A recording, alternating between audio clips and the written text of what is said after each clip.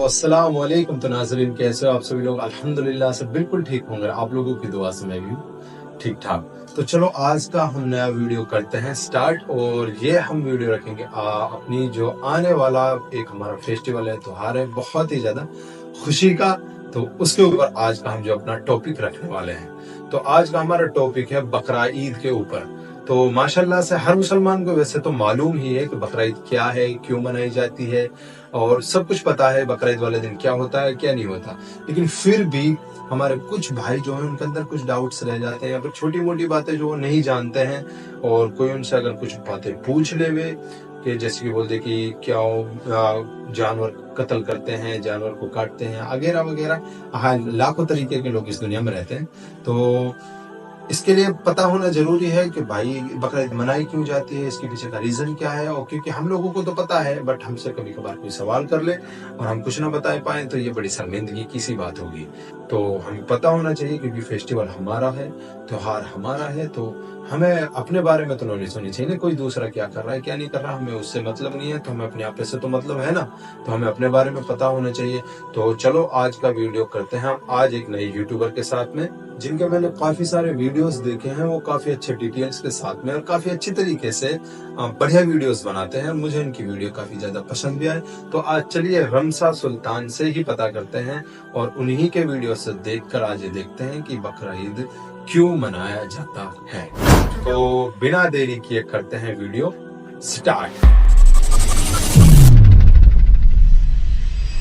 अस्सलामुअलैकुम, मेरा नाम रमशा सुल्तान है।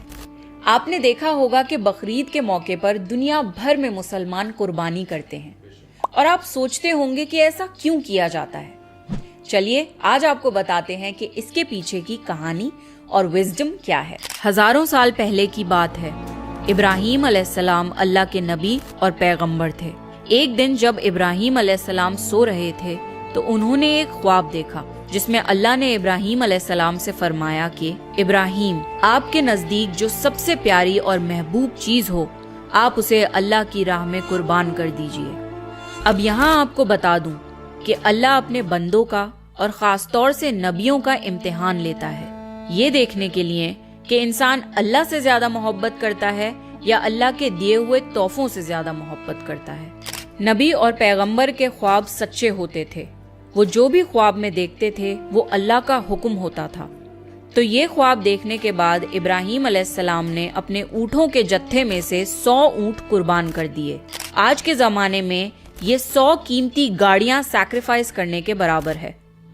इब्राहीम अलैहिस्सलाम ने सोचा कि जो अल्लाह ने उन्हें हुक्म दिया था वो पूरा हो गया, पर जब रात को वो सोए तो उन्हें फिर से यही ख्वाब आया। इसलिए इब्राहीम अलैहिस्सलाम ने अगले दिन 200 ऊँट अल्लाह की राह में कुर्बान कर दिए। लेकिन अगली रात फिर से उन्हें वही ख्वाब आया, जिसमें अल्लाह ने उनसे उनकी सबसे पसंदीदा चीज कुर्बान करने का हुक्म दिया। अब इब्राहीम अलैहिस्सलाम सोच में पड़ गए कि आखिर अल्लाह उनसे किस चीज की कुर्बानी चाहते हैं। फिर उन्होंने सोचा कि इस दुनिया में सबसे अजीज चीज मेरे लिए मेरा बेटा इस्माइल है। आपको बता दूं कि इब्राहीम अलैहिस्सलाम को पूरी जिंदगी दुआएं मांगने के बाद 80 साल की उम्र में औलाद हुई थी, और वो थे उनके बेटे इस्माइल, जो उन्हें बहुत ज्यादा अजीज और महबूब थे। अब इब्राहीम अलैहिस्सलाम समझ चुके थे कि दरअसल अल्लाह ताला ने उनसे उनके बेटे की कुर्बानी मांगी है। अल्लाह ये देखना चाहता है कि इब्राहीम अलैहिस्सलाम अपने बेटे से ज्यादा मोहब्बत करते हैं या अल्लाह से। इब्राहीम अलैहिस्सलाम के लिए ये बहुत बड़ा इम्तिहान था। अगले दिन इब्राहीम अलैहिस्सलाम उठे और अपनी बीवी हाजरा को कहा कि हमारे बेटे इस्माइल को नहलाकर अच्छी तरह तैयार कर दीजिए। इब्राहीम अलैहिस्सलाम की बीवी हाजरा ने अपने बेटे को बहुत अच्छे से नहलाकर खुशबू लगाकर तैयार कर दिया, और इब्राहीम अलैहिस्सलाम अपने बेटे को लेकर एक पहाड़ की तरफ रवाना हो गए। इब्राहीम अलैहिस्सलाम ये तकलीफ भरा फैसला कर चुके थे कि वो अपने बेटे की कुर्बानी देंगे, पर शैतान को कैसे मंजूर होता कि कोई अल्लाह की इताअत करे। तो शैतान भी अपने काम पर लग गया। वो सीधा इब्राहीम अलैहिस्सलाम की बीवी हजरत हाजरा के पास एक बुजुर्ग की शक्ल में गया और उनसे कहा कि इब्राहीम तुम्हारे बेटे को किसी दावत पे नहीं बल्कि उसे कुर्बान करने के लिए लेके गए हैं। ये सुनकर हजरत हाजरा बहुत हैरान हुई, पर वो समझ गईं कि ये जरूर अल्लाह का हुक्म होगा। तो उन्होंने शैतान से कहा कि अगर अल्लाह ने इब्राहिम को ऐसा करने का हुक्म दिया है तो ये हमारी खुशकिस्मती है। ये तो मेरा एक बेटा है, अगर मेरे इस्माइल जैसे 1000 बेटे भी होते तो मैं खुशी खुशी उन्हें अल्लाह की राह में कुर्बान कर देती। सोचिए, एक माँ के लिए ये कहना कितनी बड़ी बात है। जब शैतान हजरत हाजरा को भड़काने में नाकाम हो गया तो सीधे उनके बेटे इस्माइल अलैहिस्सलाम के पास गया और कहने लगा कि तुम्हारे बाबा तुम्हें किसी दावत में नहीं बल्कि तुम्हें मारने के लिए लेके जा रहे हैं। जवाब में इस्माइल अलैहिस्सलाम ने कहा कि अगर ये अल्लाह का हुक्म है तो मेरे लिए इससे बड़ी क्या खुशनसीबी की बात है कि मैं अल्लाह की राह में कुर्बान हो जाऊं।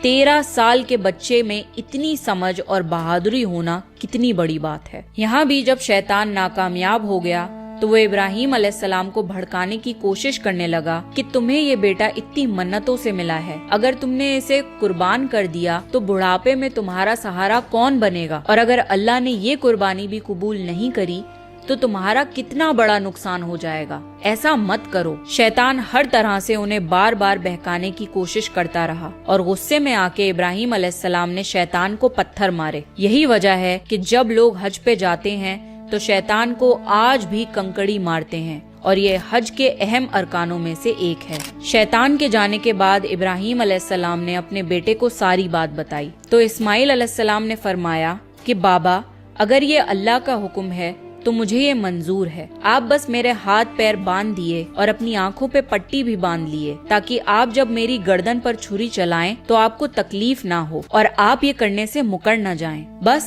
फिर इब्राहिम अलैहिस्सलाम ने अपने बेटे के हाथ पैर बांध दिए और अपनी आंखों पर पट्टी भी बांध ली और जब उन्होंने इस्माइल अलैहिस्सलाम की गर्दन पर छुरी चलाई तो एक जानवर की आवाज सुनकर वो हैरान हो गए। उन्होंने जब आंखों से पट्टी खोली तो एक दुम्बा जुबा हुआ था और इस्माइल अलैहिस्सलाम उनके पास खड़े मुस्कुरा रहे थे।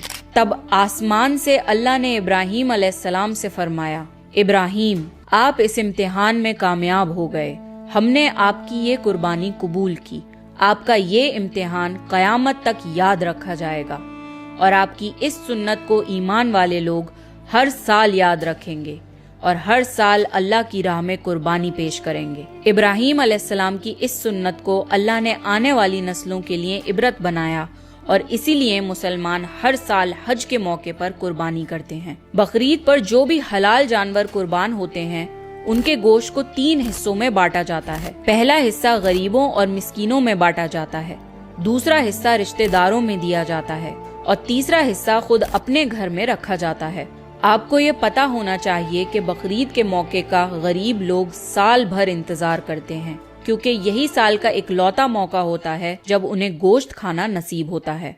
बकरीद का ये फेस्टिवल दुनिया भर में भुखमरी मिटाने का एक जरिया है and it's a part of Islamic faith to serve humanity and help others. हज के इन 10 दिनों में की गई नेकियां अल्लाह को साल भर की गई नेकियों से ज्यादा पसंद है, इसलिए हज के इन दिनों में हमें ज्यादा से ज्यादा नेकियां करने की कोशिश करनी चाहिए। तो अब आप सबको पता चल गया होगा कि बकरा ईद क्या है, क्यों मनाया जाता है और किस तरीके का फेस्टिवल है। और बकरा ईद जो है भाई मतलब बहुत ही ज्यादा मजेदार त्योहार है और कुर्बानियां होती हैं, अल्लाह के हुक्म से लोग करते हैं और गरीबों और मिस्किनों का तो देखो हम सबको ख्याल रखना चाहिए और कुर्बानी करें तो सबसे पहला हिस्सा जो है कुर्बानी में उन्हीं का है और आपको भी कुर्बानियां करनी है। और जो नहीं करते मतलब पार्टनरशिप में जैसे कर लेते हैं ना, 2-3 लोग मिलकर किसी एक जानवर में हिस्सा ले लेते हैं तो ऐसा भी होता है। बाकी आप ज्यादा तहकीक के लिए आलिमों के पास जा सकते हो, वो आपको A to Z डिटेल्स जो है बिल्कुल क्लियरली बता देंगे कि आपको किस तरीके से कुर्बानी करनी, किस तरीके से नहीं करनी। अपने आलिमों से मिलो, उनसे बातचीत करो, वो आपको सारी बातें बिल्कुल क्लियर बताएंगे। और ये था बकरा ईद में जो कुछ होता है, बकरा ईद क्यों मनाया जाता है, बकरा ईद का जो भी ये सुन्नत इब्राहिम है और क़यामत तक चलती रहेगी अल्लाह के हुक्म से। और बाकी मेरी तरफ से आप सबको एडवांस में बकरा ईद मुबारक। ठीक है, दुआ खैर में याद रखना, मिलते रहेंगे इंशाअल्लाह। तो अस्सलाम वालेकुम।